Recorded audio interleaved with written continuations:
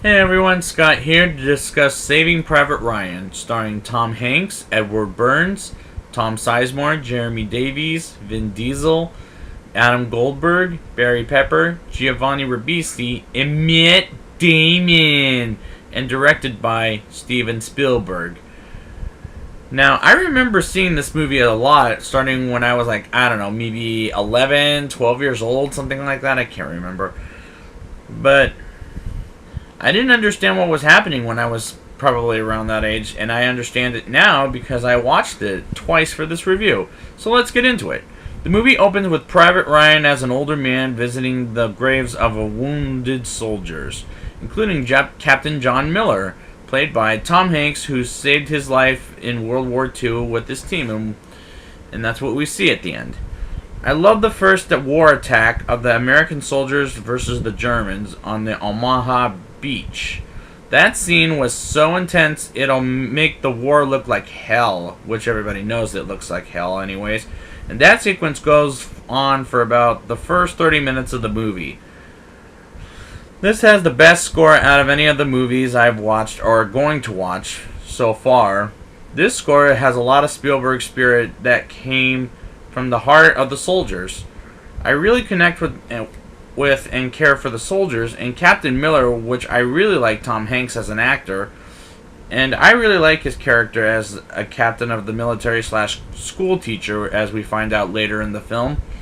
Even though we don't get to know Caparzo, played by Vin Diesel, except he's Italian American, but when he was the first one to die, I actually felt really bad for that character, because Vin Diesel is a real badass in other movies.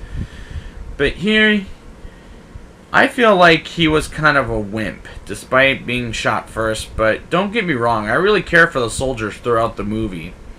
I love the shootout with the Germans, and it turns out there were shooters on top of a building with just the way it was shot. And one of the guys that was in the German town was Paul Giamatti as Sergeant Hill. And at first I thought, is that Paul Giamatti? And I looked it up on IMDb, and it turns out it was Paul Giamatti. And I'm glad to see him in a dramatic work that's not silly or anything like that.